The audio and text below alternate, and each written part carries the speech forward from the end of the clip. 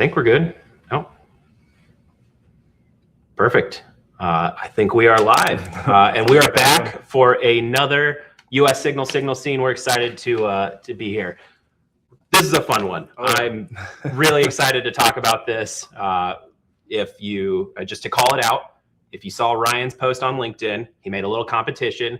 Who could go the longest without saying a word, a phrase that we just get inundated with. He has to talk about some of that at some point. So it's more, how long can I go without, saying that. And so I might try to make some fun with it too. So, hey, that's fair. Yep. All right. We'll see how it goes. So today's titled, Dude, Where's My VPN? Zero Trust Took It. And really, before we get started, I was driving here and I was like, man, I have a serious problem. I parked it right here. It's clunky. It's slow. It requires a constant heartbeat. Stuck in the DMZ. It's stuck in the DMZ, and it was my VPN, and now it's gone. It's gone. Right? What took it? I think we're about to find out. Yep. So good old zero trust. That's right. It's in the cloud now, right? and I can say cloud all I want. I don't have to say the other one. Right. So, today's session is Dude, Where's My VPN? We're excited to talk about the Microsoft Global Secure Access. Ryan, you have, I think, an awesome demo that shows it in the works. Yeah. Really kind of going end to end with it. Yep. I think, and everybody, it's funny, try not to say the word, but even zero trust, I feel like, was that 4 or 5 years ago. Everybody's talking zero trust. I got to get zero trust. What does that mean? How do I get to zero trust? And now we're finally starting to see some of these solutions. Any SASE solution, we're going to talk Microsoft's today, but finally starting to see a step towards where organizations can truly be zero trust. Yes. Awesome. Absolutely. Awesome. Before we dive into this, I just want to real quick talk about Operations Anywhere. We throw this slide up any chance we get. This is really US Signal's mantra. This is where we play, and we really like to support our customers. We're on premise all the way through the hyperscalers, right? Microsoft Azure sits in that hyperscaler, but this is a solution that can really touch any environment wherever it lives. Yep, absolutely. Perfect. Okay, so now we're done with the slides. We try not to PowerPoint you to death. I'm going to throw it over to Ryan. Are we good on? And we're good. So Ryan, go ahead and let's kind of dive into the demo. Perfect.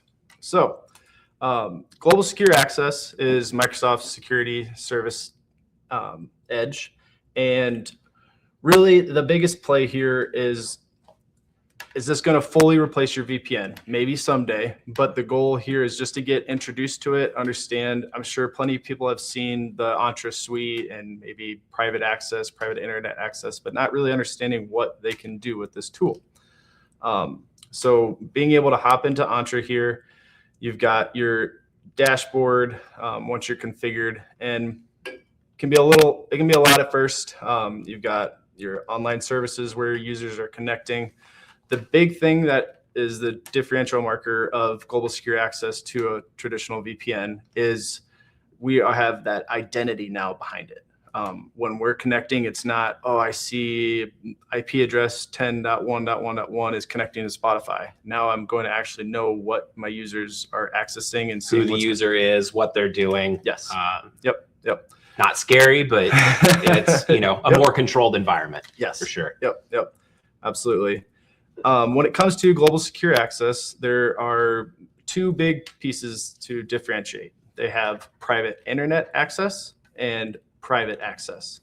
Private internet access is what could potentially replace that web gateway, any web content filtering, where those users, when they reach out, we can put something behind that now with conditional access, ensure that the risky user, or if somebody's a risky user now, we're not going to let them get access to, or if we want to block certain sites, certain web categories, things like that.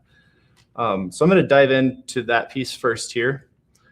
When it comes to our traffic forwarding, we've got private access and internet access profile. From here, we can assign our users. Real quick, can we hit on what the difference between those two are? Yep. So that the big piece there again is the internet access profile is what is going to block any web content filtering. We can do any cloud firewall policies, really most of the items here under our secure piece here. Data loss prevention, threat protection policies, a lot of those pieces that tie back to Microsoft Purview can now integrate directly within here as well. So, and then the private access piece is more how we can get our users access into our on-prem AD environment without Entra actually having to know about the endpoint. Traditionally, the endpoint had to be Entra joined. We've recently seen Microsoft release some items where now we can even just have BYOD. So Awesome. That's been really removing the friction. Yeah. Right. Yeah. Perfect. So within here, our internet access policy, I've got a few policies already created, but your first step is going to be creating that security profile. And so I've got a blank governance profile here. We almost wanted to say it. And a couple things here. We're going to allow Copilot, block ChatGPT, block unsanctioned AI tools. So if we go back here, this is where our web content filtering policies are. By default, you're going to have the all websites, but here is where we can see our list of AI. Oh, I lost. I lost. Right, now we can open it up. Yep. Man, thought I had it. But here's where we can list out all our different categories. Similar to any other web content filtering you've used before, a lot of the big pieces are on here. The nice part here is not having to go out and block site by site by site. Specific, we've got grouped. Yes. Okay. Yep. Perfect. So just for testing here, I've got artificial intelligence and social networking. If we go back here to our content filtering, I also have block ChatGPT, and I'm actually going to set this to allow for right now. We'll come back for the demo there. Perfect. So we've got policies. It's a block ChatGPT policy. It's allowing at the moment. Yep. We allow Copilot, and then we are going to block the unsanctioned AI tools here. Perfect. So we've told it to block. Now that it's at those users, the next piece here is conditional access. Conditional access is the biggest play here that really makes GSA. Everybody uses conditional access. You're familiar with it with your Microsoft tenant. So having that next added level to there. Real quick, don't want to pause you. We just got a comment. Really bad mic feedback. Are you guys hearing that? Okay, we'll have tech support look at that while we go. We'll keep going, but hopefully we get that figured out here soon. Awesome. Sorry to interrupt. Nope, all good. Group policy here. We're going to block all AI tools for general users. I've got my 2 test users here. The big difference here with our target resources is we have now all internet resources with global secure access. What this is basically that GSA agent that we'll have installed on the computers. Yep. Will now allow for that piece. Perfect. Yep. And then our session here, we are. Oh, it doesn't want to. If I. Oh, there we go. Okay, Cool. That was weird. Within our session, we now can assign that global secure access profile. So now to see this in action. This is the fun part. And do you want to talk about the environment that you're in right now real quick before we dive in? So just from the internet access perspective, I'm in a Nutanix environment, in a lab, not connected to a domain or anything like that. This is separate, isolated. It doesn't live in Azure. It's not local. The one piece for right now, this one is Entra joined into Entra Azure, but it is not local AD domain or anything like that. So if one other piece, just wanted to call out here is I have pre-installed the GSA agent. This agent can be installed via Intune, any other MDM. It's just your typical EXE you can install on a computer. we can see that it's showing connected. Got my different channels here. So now let's see, what's your favorite AI tool now that I lost? Did you Gemini? I'm a big fan of Gemini. No? Let's give it a shot here. So we'll go into Gemini. Nope. And we're blocked. Look at that. What else should we try? I think there's a lot of concern with some of the, I'm allowed to say it now, AI tools that are open source out of like the Chinese labs, right? Yeah. So if we look at like Moonshot AI's Kimi K2 or DeepSeek, let's try DeepSeek.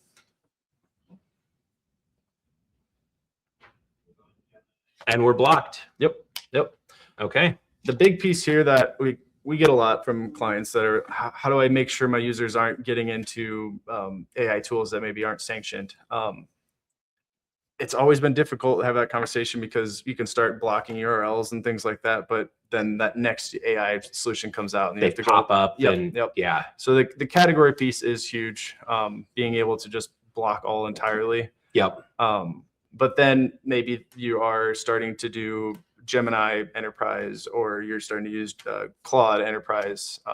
We can pull that back and Correct. we can allow specific sites through, but have the comfort that we've blocked the random ones that maybe we haven't validated security signed off on. Yep. One other piece, I have included the social media piece here as well. So if we wanted to go try out Facebook, we're blocked. Yep. Look at that. Yep. One thing I know Microsoft's working on, and I've seen it be intermittent, is I wish this can't reach this page didn't come up. This to me as an end user, I'm going to say, well, my internet might not be working, so I'm going to put in a help desk ticket, and that's just more tickets for people to have to deal with. That is a good point. Yep. Yeah. I know they're working on some pieces there. There's a section where you can configure a block custom page, but it's still in preview mode. So okay, I'm sure they're still working out the kinks there. Perfect. So some of the other pieces there, I don't have quite ready for the the demo here today, but just to call out, we can do file policies where we can, when they're connected to the GSA agent, they can't upload EXEs or they can't upload PDFs or download PDFs. We can do block prompt injection. So somebody using an AI tool trying to tell it to get into development mode or maybe do some malicious things, we can block those pieces as well. You know what? I'm going to put you on the spot. Let's create policies and see what works. Oh man, this one's going to be more difficult than you think. So I'm going to push back on Tim on this one because we've got to create a CSR and create a certificate. Okay. All right. We can do a file policy. Yeah, let's do file policy. Let's see what that looks like. Yep. Block PDFs. Yes. He loves putting me on the spot like this. So, we probably aren't going to block broadly PDFs in our organization, but definitely something that really kind of shows, how this works. Yep. So we'll do download. Maybe not. Should we do like a zip file? That could be where we don't want people downloading that. Yeah, I mean, we could do a PDF is going to be easy to find, right? True. So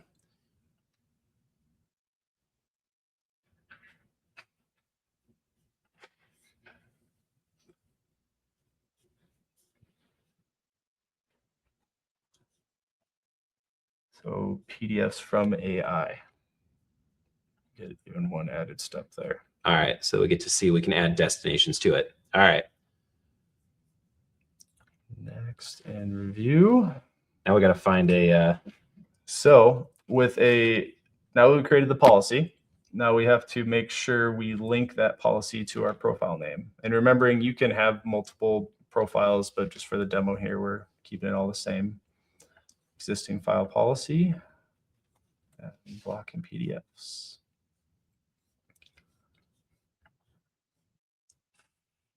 Oh, I found one. Okay, I was going to say finding a PDF from one of these AI providers may be a little harder than I thought, but we've got one. And I need to see if I can get to open the API.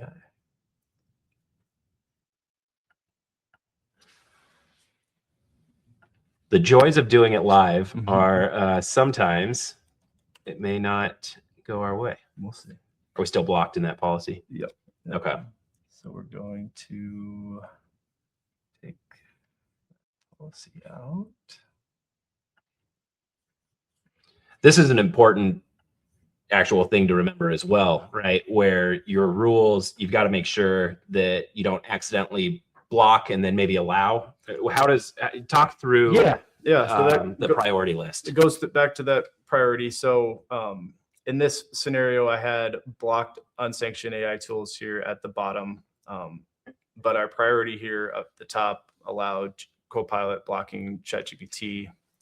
Will take precedence there. So that kind of goes back to what we talked about before, where we'll have our allows there at the top, but then that very last one, we're going to make sure that we're blocking. Okay. Yep. Perfect. All right. And that's in line. It's the profile name is blocked, but it was allowing ChatGPT, but then we had a block that was anything AI related. Correct. So yep. When you find yourself wondering why a site is either letting its, why it's able to be accessed or why you're getting the can't reach this page, that's probably the first spot we want to look. Yep. I'm going to go refresh the policies just to get it going. All right. So we're pulling down that new policy just to make sure everything is up to date. Hopefully we don't get bit by the Microsoft Minute. We did not. All right. Awesome. So you did Claude. Should I do Claude? No. Well, sign in. I don't know that we need to sign it, but we're generating a PDF, right? PDF. Okay. Download.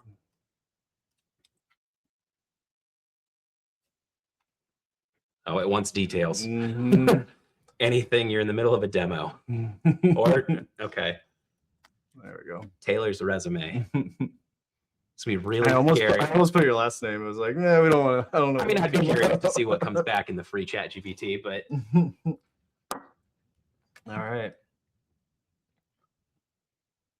Curious, A, what it's going to come back with, but then be excited to see it, the policy in place blocking that PDF. Yep. Nope.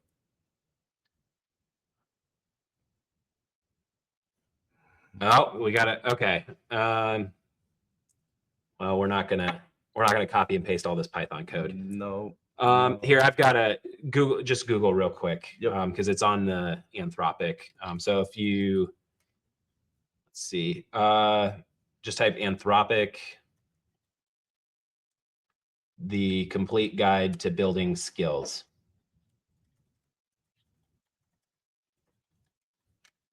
Okay, so this is a PDF on, and so we're displaying. So now if we try and download, we've set this up right. Okay, so it looks like that let that through. I'm gonna try this because I put it as the AI category. So I wonder if I ask ChatGPT, can you download PDF? Okay, so there's a link to it. Let's see what happens when we click that. Oh, still went through. All right. Well, in the joys of being live, there's some things we have to play with. Probably not super fun to watch us diagnose live on camera, but that's why we do this. You get to see some of the kinks that may still be in place with this. For sure. And that's why I'm the solutions architect. We probably have an engineer who would know this a little bit more, but yeah. Don't sell yourself short. We also have AI that can. Yes, absolutely. So covered a lot on the internet access piece. The other exciting part I have with the private access piece. So when it comes to private access, this is where we can get access back into our on-prem resources. Okay. Even if you're external. Where this really, I believe, is going to be a huge play is Microsoft's pushing more and more people away from hybrid. They want people to be fully Entra joined, getting rid of Active Directory. Active Directory is still going to be around until 2035, 2036. It's going to be around longer than that. But yeah, I was going to say, I'm shocked. They're slowly trying to get us there. And where I see this going is we're still going to have Active Directory locally, but can we get our users and computers into Yep. And for the first time, this is really starting to actually allow that. We can start testing that. Might be able to make that work with a VPN. Can definitely make that work here with the GSA agent. So when it comes to private access, first step is making sure that we install a connector into our on-premise network, our trusted network. A lot of people might think, should this be in the DMZ? Actually, it is highly recommended not to keep that in the DMZ. We just want this internal into our network. Okay. They talk about, so the private connector can only get out via to Microsoft via port 443. Okay. There's nothing else there. The joke is it's like a drawbridge, but only allowing you in, no passing or anything like that. All right. So for our example here today, two things we're going to allow. I've got a virtual machine sitting in Azure.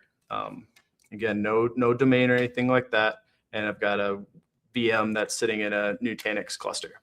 I can't ping it. I can't access any of the server pieces, but we have IIS and RDP and being able to access those via the agent here. And this is the Nutanix box that is in the lab, currently isolated. Yep, not in Azure. So we have our application, our enterprise apps here. I've got demo internal server. And I've got two things set up here. I've got RDP with our port 3389 TCP, and I've got port 80 for IIS. This doesn't have to be IP address. When we have our domain actually stood up, this can be your fully qualified. DNS will travel all the way through. You can use the simple name. It doesn't have to be typing in as the full FQDN. Yeah, so allow some flexibility there. Yep. So with those pieces set up, I've got my GSA agent still connected. Okay.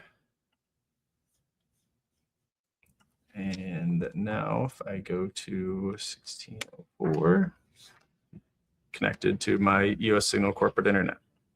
Okay. And just to remind me again, so the server that you just connected to, where does that one live? That lives in Entra. Okay. Azure. In Azure. Yep. Perfect. Yep. Okay. And so similar thing here. If I pull up command prompt and I try to ping 172.16.04. And this is the server where this lives. The IIS server. It's timing out. You cannot touch it, but we can access the IIS server on there. Yep. And back to, we only have it accessed via port 3389 and port 80. So can't ping it or anything like that, but I can RDP to it. Okay.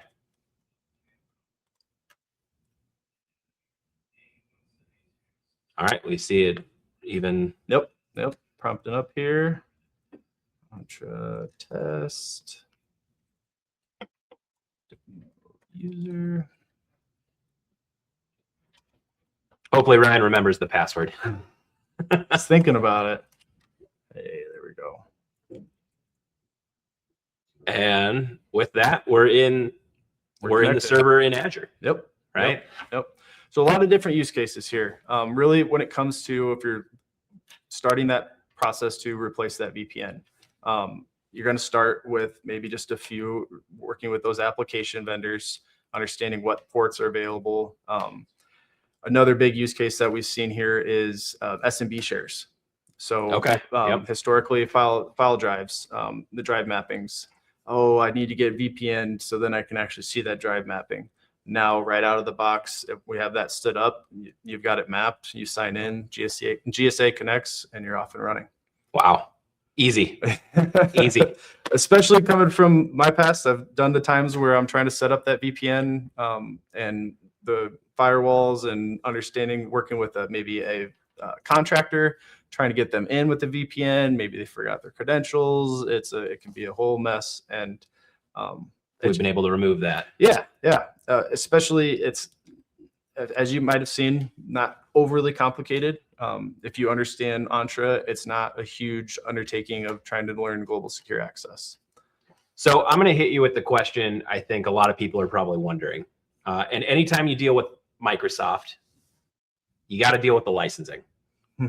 So what licensing, what cost, if I'm like, hey, this looks amazing, I want to get rid of my VPN or I want to reduce, usage, how do I start to leverage this? So when it comes to licensing, that is tied into the Entra Cloud Suite.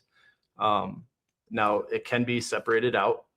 Cloud Suite, you're going to get Entra Private Access, you're going to get Private Internet Access, and then ID governance as well.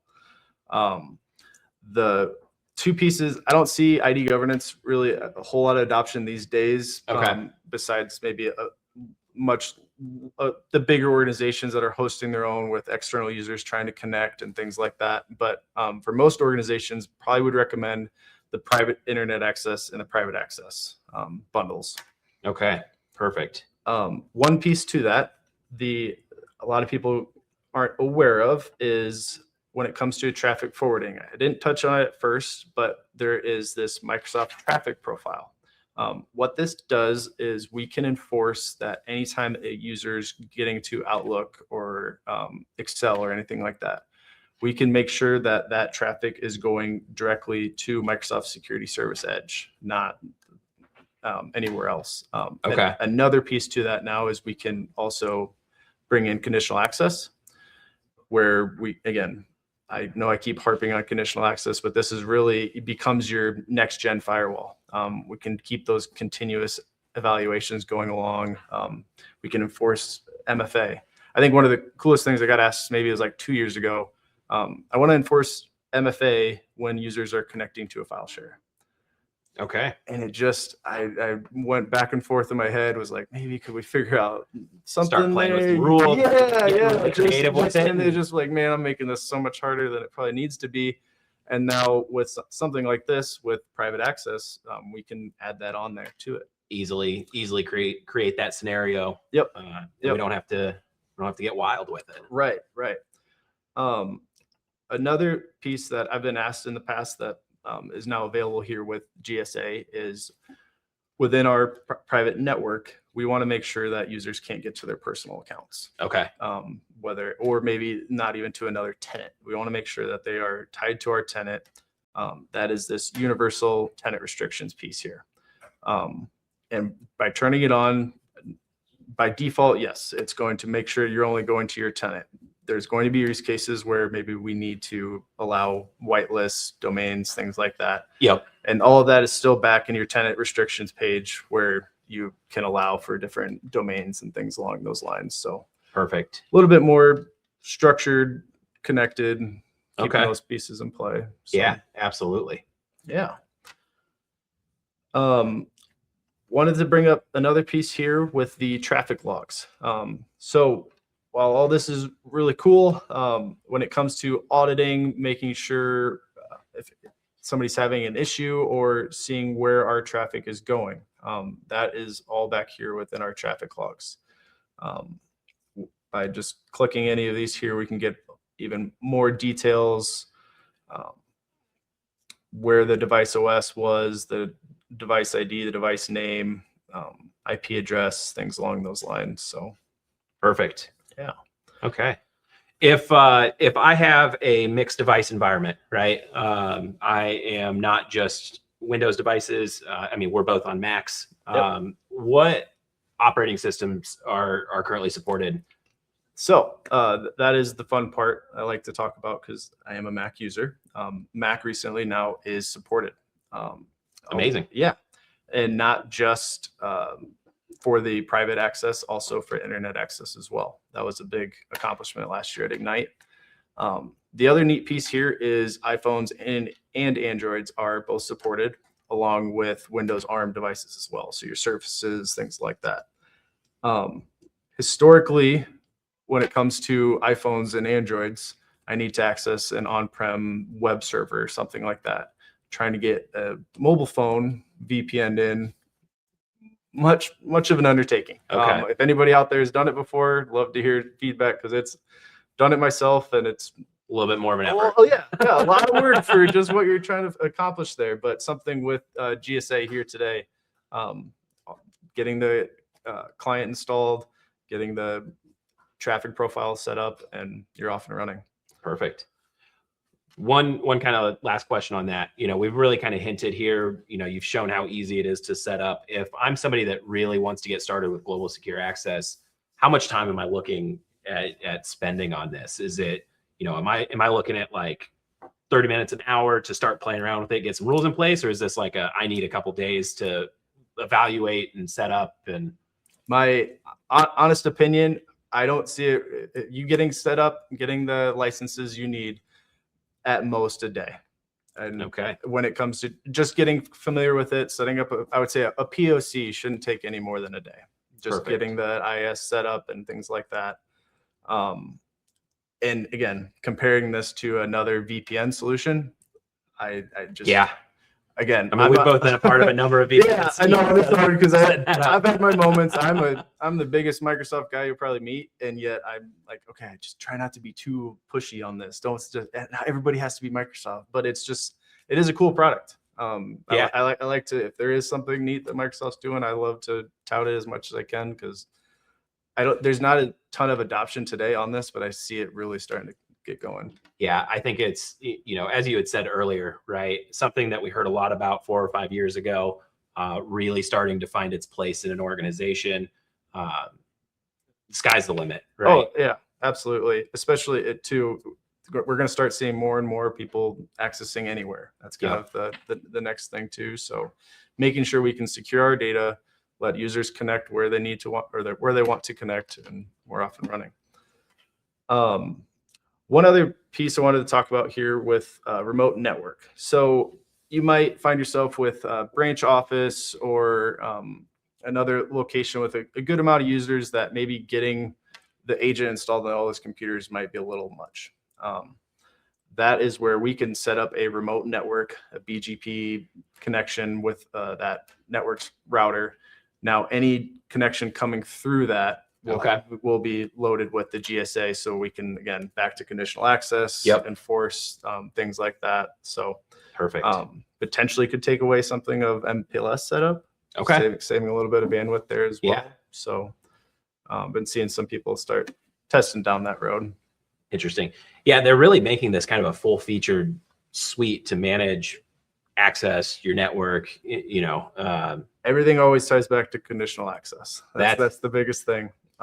Being able to, again, have that next gen firewall, enforce off identity is huge for Microsoft. Yep.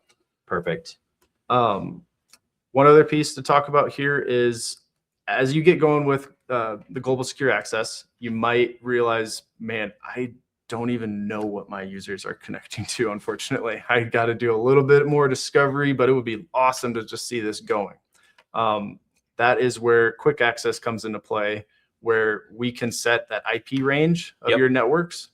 We're going to give it the private DNS, the DNS suffix, and now anybody with that GSA agent, when they connect, they're going to be able to get to whatever resources they needed as if they were on that VPN. Awesome. The idea there is you can slowly start rolling that out using the application discovery. Okay, we know what they're trying to connect to. Now we're going to pivot that out to its own. Microsoft says best practice, and as much of a pain as it to set up each one, they say you should probably have a conditional access per application as you're going along. Okay. So really start to put, the configuration and the onus on the application rather than the broad environment. Right. Okay. Yep. But if you keep it always as that full, now you're back to, well, are we actually zero trust? Right. It really makes sense though, right? We move a lot of these applications to the cloud as a lot of these things become, disparate environments, things like that. Broad policies probably aren't going to support that. It's probably not going to work. Yep. Yep. And remembering too with this, when they're connecting through Microsoft's backbone. So it's 180-ish endpoints with their crazy backbone network speeds wise. Yep. So with your connector groups, maybe you might have some servers, you might be able to move some servers to a different data center, and keeping that active setup rather than a full DR. Maybe we've got our DR site, but we've got active here, and being able to do that with connector groups is pretty neat. Perfect. Yeah. Well, I know there are a lot of options in the portal. We've hit on, I would say, a decent number of them. Are there anything additional you want to cover real quick? Any, alerts and kind of the monitoring section. I know we got into logs a little bit, but yeah, there is some pieces here with the audit logs, making sure when you're setting up these policies from an administrative perspective. Have they tied Copilot into it yet? They have not. Ah, man, I'm shocked actually. Someday we'll be able to say block, Copilot block ChatGPT. Yep. Maybe not that one. They're partners, but any of our log analytic friends out there, all of this can be exported via webhook or workbooks or anything like that. So all of this can be tied into Sentinel or another external SIM. That's been kind of a neat thing to look through there. Other than that, I think I'm really excited. Hopefully start seeing some more adoption of this. I'd love just to see some custom apps that people are trying out on their local on-prem. And I will say to anybody watching, if you are interested in exploring this, you want to dive in, maybe you've played around with it, we would love to just have the conversation to understand, what challenges have you ran into, what worked, what didn't work. We're always just happy to talk, right?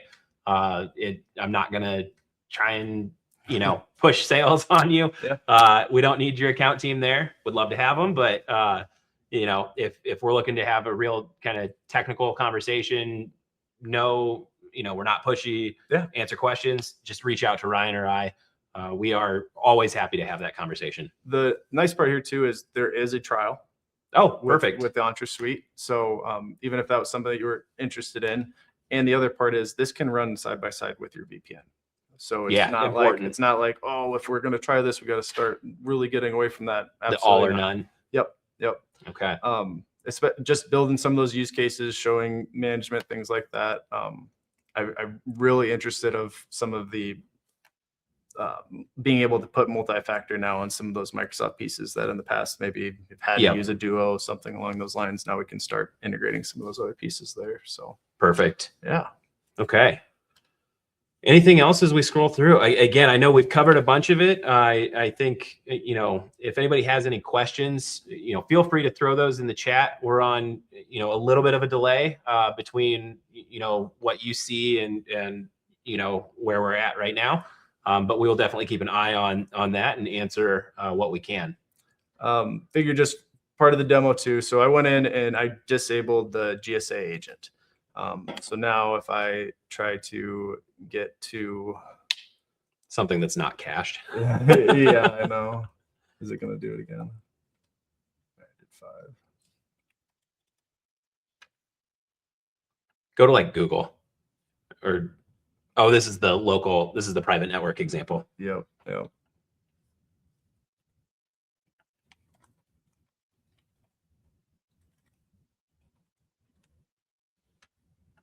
I put a comma.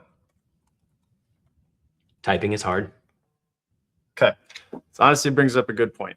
By doing the disable, this is back to... Do you need to refresh your policy? Or is it, oh, you had disabled the agent on the VM? Yep.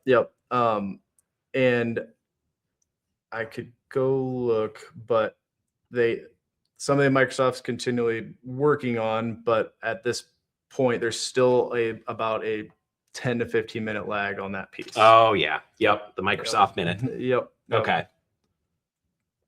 Yeah. Well, we won't make people sit here and wait while we constantly refresh this. So we'll give it one or two more tries. But yeah, it makes it, we disable the agent. Yep.